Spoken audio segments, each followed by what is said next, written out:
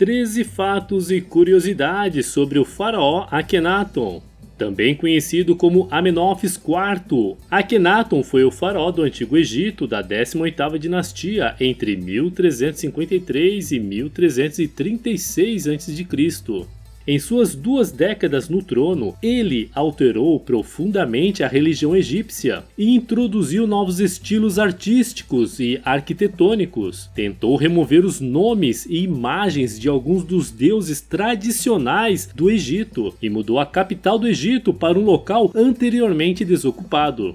Nos anos após a sua morte, seus sucessores desfizeram amplamente as mudanças que ele fez e criticaram Akenaton como o inimigo ou aquele criminoso. No entanto, também devido às grandes mudanças que ele fez durante o seu reinado, ele foi descrito como o primeiro indivíduo da história.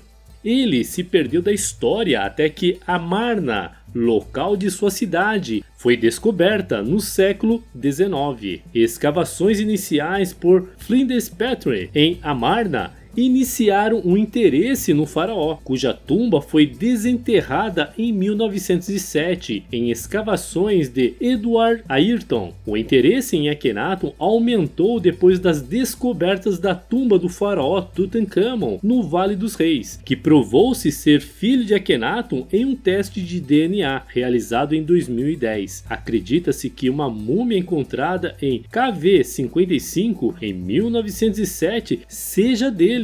Entretanto, se tem certeza de que essa múmia e Tutankhamon são relacionados. O interesse moderno em Akenaton e sua rainha Nefertiti vem parcialmente de sua conexão como pai de Tutankhamon, o estilo único e de alta qualidade das artes que patrocinava e do interesse na religião que ele tentou fundar. Aqui estão 13 fatos sobre um dos governantes mais controversos do Antigo Egito, o faraó Akenaton. Ele não era para ser faraó. Amenófis não estava destinado a ser rei do Antigo Egito. Este lugar seria ocupado pelo seu irmão mais velho, o príncipe Tutmés, que era filho de Amenófis III com Diluxipa, uma esposa secundária, filha do rei Mitanni. Porém, Tutmés morreu antes do ano 30 do reinado do pai, possivelmente no ano 26, e Amenófis ascendeu à categoria de filho maior do rei, ou seja, herdeiro do trono. As análises de DNA das múmias egípcias por Zahi Hawass confirmam Akenaton como filho de Amenófis III e pai de Tutankhamon, resgatando seu importante papel na história do Antigo Egito. Amenófis tinha sido criado para ser sacerdote do templo de Heliópolis, cidade do Baixo Egito que era o centro do culto do deus solar Ra. Quando seu irmão faleceu, é possível que também tenha herdado o cargo de sumo sacerdote de Ptah, deus associado aos artistas. No entanto, quando Tutmés morreu, isso significava que Akenaton era o próximo na linha de sucessão ao trono do Egito. De Amenófis a Akenaton. No ano 5 do seu reinado, o jovem rei decide mudar de nome. De Amenhotep, nome que significa Amon está satisfeito, muda para Akenaton, o que significa o espírito atuante de Aton, o que representou o seu repúdio ao deus Amon. O rei declarou-se também filho e profeta de Aton, uma divindade representada como um disco solar. Akenaton instituiu o deus Aton como a única divindade que deveria ser cultuada, sendo o próprio faraó o único representante dessa divindade. No entanto, o deus Aton não era um deus novo no panteão egípcio. Aton era considerado pelos egípcios como uma manifestação visível do deus Ra-Harakti. E já era mencionado nos textos das pirâmides, que são os textos de caráter religioso mais antigos encontrados no Egito.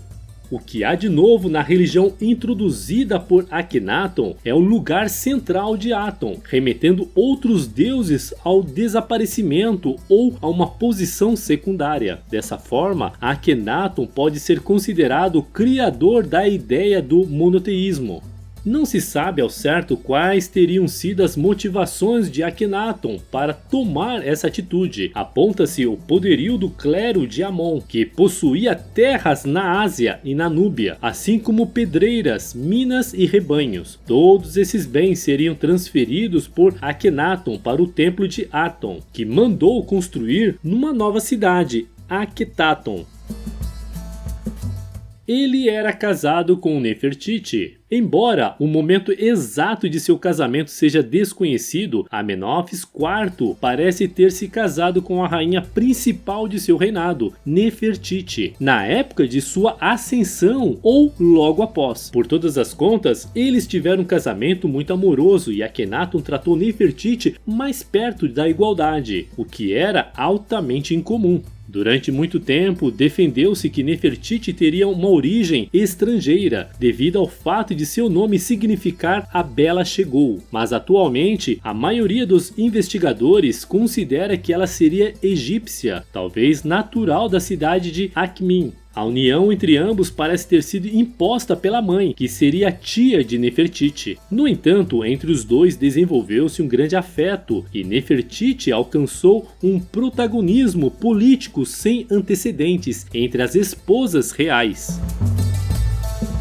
Ele introduziu uma nova religião. Akhenaton é mais conhecido por introduzir uma nova religião centrada em Aton. A figura do deus era geralmente representada como um disco solar, que era a essência da luz produzida pelo Sol e o principal motor da vida. Embora se diga que Aton criou o mundo para os homens, parece que o objetivo final da criação é o próprio rei. De fato, disse que Akhenaton desfrutou de uma conexão privilegiada com o deus. Em seu 5º ano como faraó, ele mudou seu nome de Amenófis para Akhenaton, que significa afetivo para Aton. Ele atacou deuses egípcios existentes. Entre o ano 8 e o ano 12, sabe-se que Akhenaton desencadeou uma perseguição aos antigos deuses e, em particular, aos deuses que estavam associados à cidade de Tebas, Amon, Mut e Quespisiquis. O faraó ordenou que os nomes desses deuses fossem retirados de todas as inscrições em que se encontravam em todo o Egito. Esta situação atingiu diretamente não só os sacerdotes, mas a própria população. As descobertas da arqueologia mostram que os donos de pequenos objetos retiraram os hieróglifos do deus Amon deles, numa atitude de autocensura, temendo represálias. Entretanto, em registros arqueológicos de funcionários do faraó, por exemplo, pode-se encontrar por vezes utensílios relacionados a antigas divindades politeístas, e até mesmo nome de pessoas que faziam menção aos antigos deuses. Isso pode ser um indício de que, mesmo sob a forma monoteísta de Akhenaton, havia certa tolerância religiosa. O Império de Akhenaton era fragilizado. O império que o Egito tinha construído ao longo das últimas décadas desintegrava-se aos poucos, possivelmente porque Akhenaton seria um pacifista, não desejando, portanto, manter reinos vassalos nem uma política militar imperialista. No Médio Oriente, o Egito tinha os seus aliados e parece que o faraó não atendeu aos pedidos de ajuda face à ameaça hitita. Este povo acabara por conquistar o Médio Oriente, tomando os portos da Fenícia. Os mitâneos, aliados do Egito, são varridos do mapa. Povos beduínos invadem a Palestina e conquistam Jerusalém e Megido. Ao sul, o Egito perde o controle sobre as minas de ouro da Núbia, fundamentais para o comércio egípcio. Ele mudou o estilo artístico da época. O reinado de Akhenaton assistiu à emergência da chamada arte amarniana, que se caracteriza, por um lado, pelo naturalismo, a abundância de plantas, flores e pássaros, e pela convivência familiar do faraó, e por outro lado, por uma representação mais realista das personagens, que por vezes atinge o ponto da caricatura. A arte oficial apresenta o rei como uma fisionomia andrógena, com um crânio alongado, lábios grossos, ancas largas e ventre proeminente. Akhenaton, impondo uma nova religião, se manifestou em outras áreas da cultura egípcia, como a arte. As primeiras obras que ele encomendou seguiram um estilo tradicional tebano que havia sido empregado por quase todos os faraós da 18ª dinastia antes dele. No entanto, a arte real começou a refletir os conceitos do atenismo, a religião onde se cultuava Aton. As mudanças mais marcantes foram nas representações artísticas da família real. As cabeças tornaram-se maiores e apoiadas por pescoços finos e alongados, todos retratados como mais andrógenos, enquanto seus rostos tinham lábios grandes, narizes compridos, olhos semicerrados e corpos com ombros e cinturas estreitos, torsos côncavos e coxas grandes. Atribui-se a Akhenaton igualmente talentos na poesia. O faraó teria sido autor do famoso Hino a Aton, que representa semelhanças com o Salmo 104 da Bíblia. Ele criou uma nova capital em outro lugar. No ano 6, Akhenaton decide abandonar Tebas para fundar uma nova cidade dedicada a Aton. Ao contrário de outros deuses, Aton não tinha ainda um local de culto próprio e Akhenaton decide-se por criar um. O local escolhido situa-se entre Mênfis e Tebas, na margem direita do Nilo, e recebeu o nome de Akhetaton, o horizonte de Aton. Atualmente as ruínas deste local são conhecidas como Amarna, o nome da aldeia egípcia próxima. Os terrenos em redor da cidade eram favoráveis à prática agrícola e à criação, assegurando o abastecimento dos seus futuros habitantes. A cidade foi construída em 4 anos. Parte da população que se fixou na nova capital seria oriunda de Tebas, sendo composta pelos agricultores, militares, escribas e artífices que acompanharam o rei do seu projeto. Julga-se que Akhetaton teve uma população de cerca de 20 mil habitantes. O urbanismo da cidade caracterizava-se pela simplicidade, com grandes avenidas. No entanto, não durou muito, pois foi abandonado apenas 3 anos no reinado de Tutankhamon, filho de Akhenaton.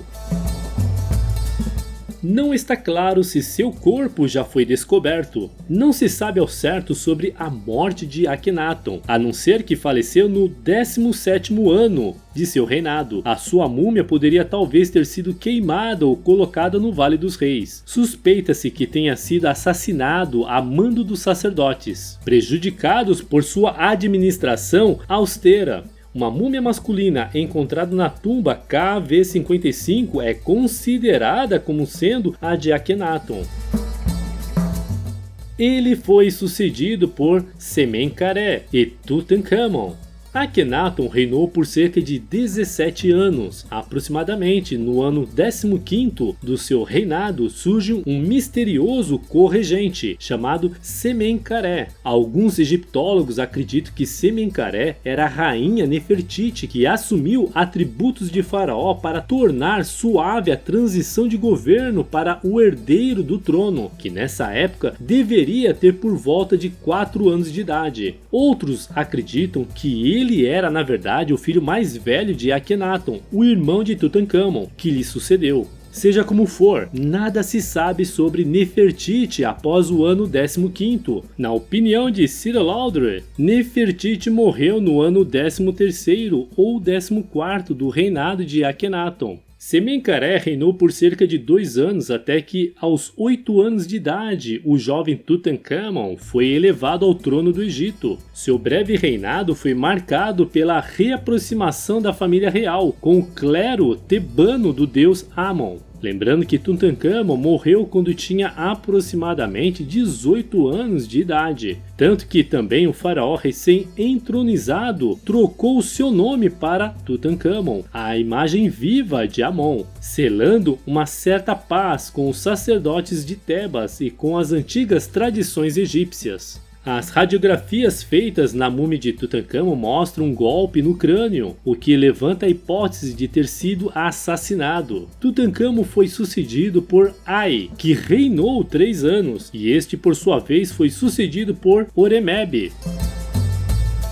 Sucessivos faraós o nomearam o inimigo ou aquele criminoso. Alguns anos depois, os posteriores faraós da 18ª dinastia, que não tinham direitos claros à sucessão, descreditaram Akhenaton e seus sucessores imediatos, referindo-se a ele como o faraó inimigo em registros históricos. Após a morte de Akhenaton, a mudança cultural da religião tradicional foi revertida, monumentos foram desmantelados, estátuas foram destruídas e seu nome foi até excluído das linhas de governantes elaboradas por faraós posteriores. Ele se perdeu na história até que Amarna, local da sua cidade, Akhetaton, foi descoberta no século XIX.